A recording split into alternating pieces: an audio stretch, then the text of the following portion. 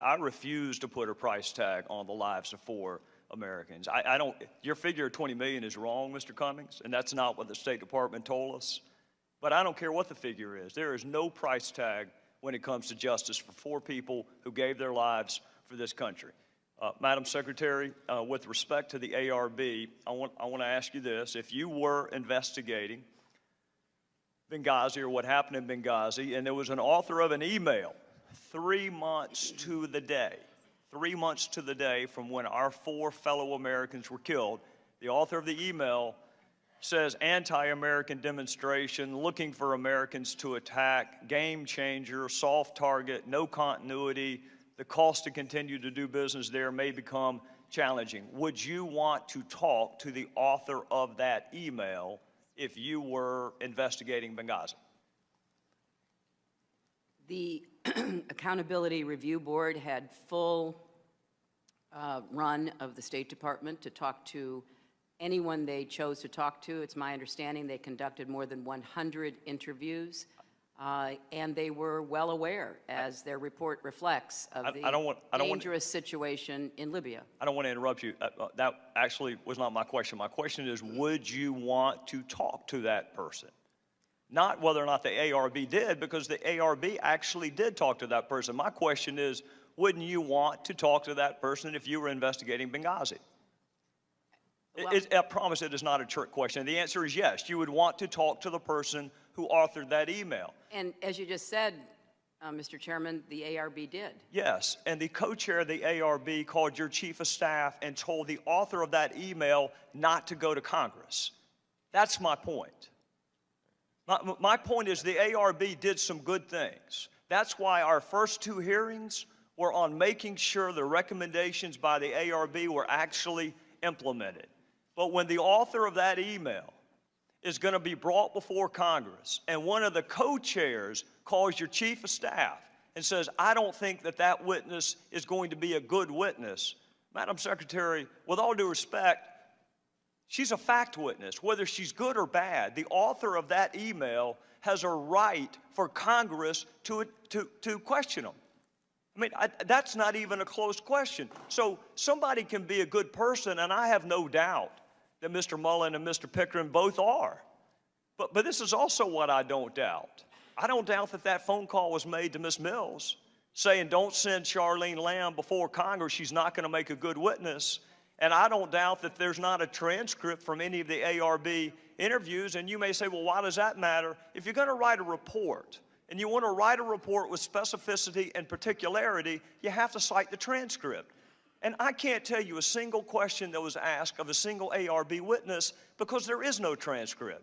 So my point is not that the ARB did a bad job or a good job. My point is from a standpoint of a serious investigation, it was an inadequate job.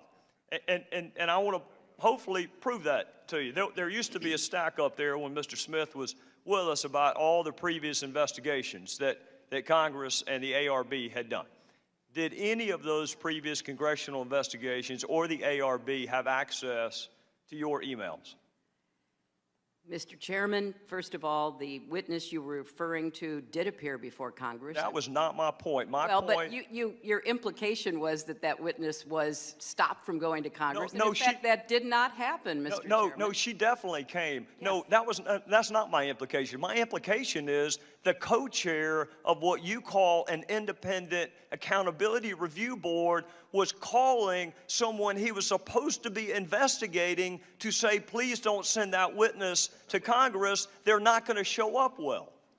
That's my point. My point is, how can you consider that to be, I mean, well, have you ever heard of a judge calling the DA or the defense attorney and say, don't call that witness? I really don't care what you all say about me. It doesn't bother me a bit. I do care a lot about what you're implying about Admiral Mullen, and I will not sit here and hear that. Well, Admiral Mullen served this country with great distinction. He served the State Department with great distinction in being the co-chair of the Accountability Review Board. And I think his work speaks for itself. Well, and I'm sorry that the important work that was done by that board is held in such low regard by some members of this committee, and I deeply regret it. Are you doubting that he placed the phone call? Is that the purpose I know of what nothing you're saying? about the phone call. Well, I do, because he testified before another congressional committee. He admits it was a mistake, Madam Secretary. I don't know why you can't. Well- he admits it was a mistake to call and say, don't send a fact witness before a congressional committee. Well, I think that That doesn't mean he's a bad person. It just means that when you hold up the ARB as independent and your chief of staff picked most of the folks on it, Patrick Kennedy had a role in picking some of the folks on the ARB, despite the fact that some people think Patrick Kennedy may have also been involved in approving or not approving. If you need to read a note from your lawyer, you're welcome to, Madam Secretary. No, it's just hard to sit here listening to the comments you're making about someone that I consider to be a great American. If he said he made a mistake, that's even more proof of what a fine gentleman he is and what a great public servant he's been. It doesn't in any way, what you're saying, impugn his service for 40 years, and certainly not his service on the Accountability Review Board. I can't help it, Mr. Chairman, that you all don't like the findings of the Accountability Review Ma'am, Board. we had I can't two help hearings. it that you don't like the findings of we all had the two other hearings. congressional committees. We had 2 hearings where we did nothing but discuss the implementation of the ARB findings, Madam Secretary. So with all due respect, we've had more hearings about the ARB findings than we have with you. So don't tell me that we don't care about the ARB. We had 2 hearings. My point is this: the ARB nor the previous congressional investigations had access to your emails, did they?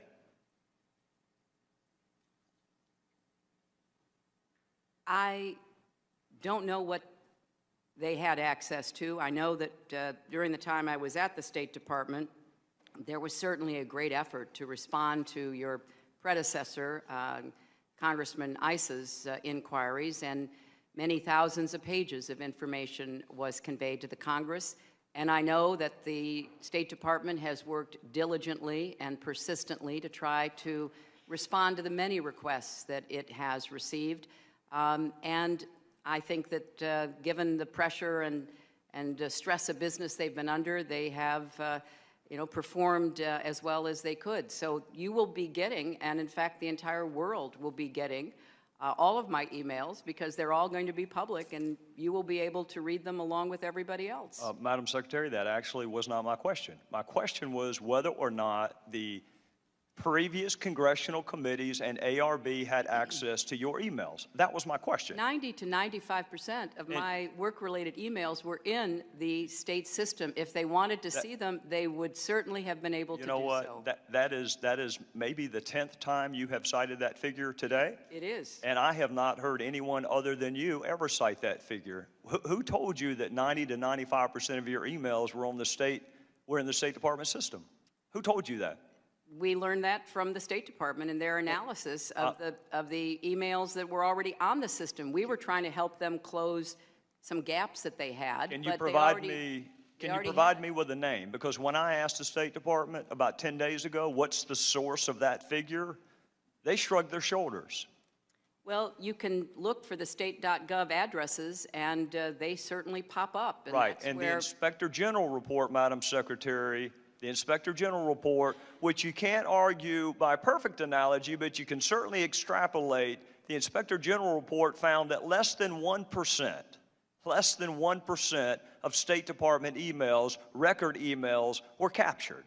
So they give a number of less than 1%, and you give a number of 90%. Well, I don't know what you're referring to. I can only speak about my emails, my work-related emails. Well, let's talk about your work-related emails. We asked for them last year, and the State Department gave us 8. If they had 90% of yours, why did we only get 8? Well, I don't know initially what you asked for, but I know that they tried to be responsive. 90 to 95% of them were on state.gov. I understand that the committee broadened the scope of their requests, and I think that in response, the State Department has been trying to provide what you have requested. In the meantime, They're going through the process of making all of my emails public. You think our first request, there were only 8 emails responsive to our first request? I can't speak to it. I believe I can- your first request was for Benghazi, and I believe that the State Department did a diligent search. Then I believe you expanded it to Libya and weapons and maybe a few other terms, and I believe they Well, conducted our a jurisdiction diligent. hasn't grown, Madam Secretary. Our jurisdiction is the same thing it was. Let me ask you this. You say that you turned over everything. I don't get a chance to watch you a lot on television, but when I see you are interviewed, you make a point of saying, I turned over everything. All my work-related emails. How do you know that? I know that because there was an exhaustive search done under the supervision of my attorneys, and that is exactly the outcome. We turned over every work-related email. In fact, as somebody referred to earlier, we turned over too many. In the State Department and the National Archives said there were 1,246 out of the 30,000 plus that they've already determined did not need to be turned over. And you have a Regular really order, Mr. good group of attorneys, which makes me Chairman, wonder regular how order. they missed 15 of them. Well, if you're talking about Mr. Blumenthal, which I assume you are, he had some that I didn't have, and I had some that he didn't have, and I was under no obligation to make any of his emails available unless I decided they were work-related.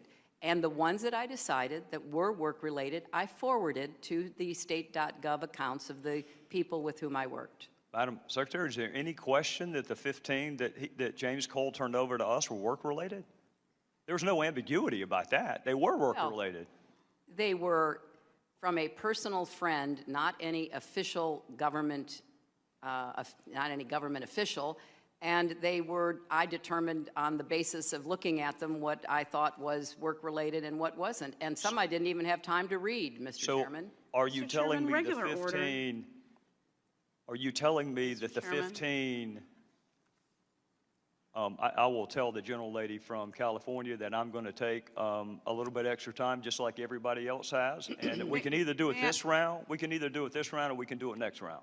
May I make a simple inquiry about how many more minutes the chairman plans? The fewer the interruptions, the quicker I can get done. I'll put it to you that way. Okay. How's that? I'm just The being 15, mindful of the my time. question to you on the 15 is, did your lawyers find them and decide that they weren't work-related, or did they not find them? Well, I don't know why he had emails I didn't, and I don't know why apparently I had emails he didn't. And all I can tell you is that I turned over every work-related email in my possession. All right, I'm gonna make 2 more observations, and then we're gonna call it a night. The first observation that I would make is that when you speak to the public, you say, I turned over everything. That's, for the most part, a direct quote. When you talk to the public, you say, I turned over everything. When you talk to the court, you say, while I do not know what information may be responsive for purposes of this lawsuit, I have directed that all my emails on clintonemail.com in my custody that were or potentially were federal records be provided to the Department of State, and on information and belief that was done. Why the different explanation depending on who you're talking to? Well, one is a shorthand, Mr. Chairman. Well, why not just tell the court I turned over everything? Well, you know how lawyers are. They use more words perhaps than they need. Trust me, I know that, thought and you they might. charge you for every one of them. Yeah, I'm well aware of that, Mr. Chairman, and the clock is ticking. Well, one more, and I'll pay Mr. Kendall's fee for the last question. Oh, I don't How's think you that? want to do that, Mr. Chairman. I probably can't do it. You see my point, though? You're very definitive when you're talking to the American people that you turned over everything. That's right. But there are those kind of lawyerly fudge words when you're talking to court on information and belief. Well, And the reality is, even tonight, you cannot tell us that you turned over everything because you didn't think you missed the 15. well, I didn't have them. I turned over everything I had. Everything I had has Which been means turned the over system to the you State had Department. somehow missed those 15. Well, Last question on your system. Mr. Cummings said that your email arrangement was inappropriate. I think the president may have said it was a mistake. You have said that it was a mistake. My question to you, Madam Secretary, is was it a mistake for the 4 years that you had that email arrangement? Was it a mistake for the almost 2 years that you kept the public record to yourself, or has it manifested itself as a mistake in just the last 6 months? Well, since I believed that all of my work-related emails to .gov accounts were being captured and preserved, it wasn't until I was asked to help the State Department to fill in what they saw as some record-keeping gaps, not just with me, but with others. I did the best I could during those 4 years and thought that everything that I was emailing that was work-related was being preserved. If you can find a source for the 90 to 95%, I would be grateful for it, and we would probably have fewer questions. If there is a source that you can provide that 90 to 95% were on the State Department system, then I'll know that I need to ask the State Department what took them so long. Because I'm just telling you, Madam Secretary, I got 8 emails the first time I asked, and now I've got over 1,500. So there's some disconnect there. Well, Mr. Chairman, I think that is a fair question. And I'm not at the State Department any longer, but I do want to defend them. They are under the most extraordinary pressure to answer congressional inquiries. I saw a figure recently that FOIA requests have jumped something like 300%. They don't have the resources. They don't have the personnel. They take their responsibility of reading every single line, and as Ranking Member Cummings reminded us, having to redact personal information, personnel information, obviously they take it very seriously. I think they're doing the best they can, and I know that they've tried to be responsive to you and to the many other requests that have come their way.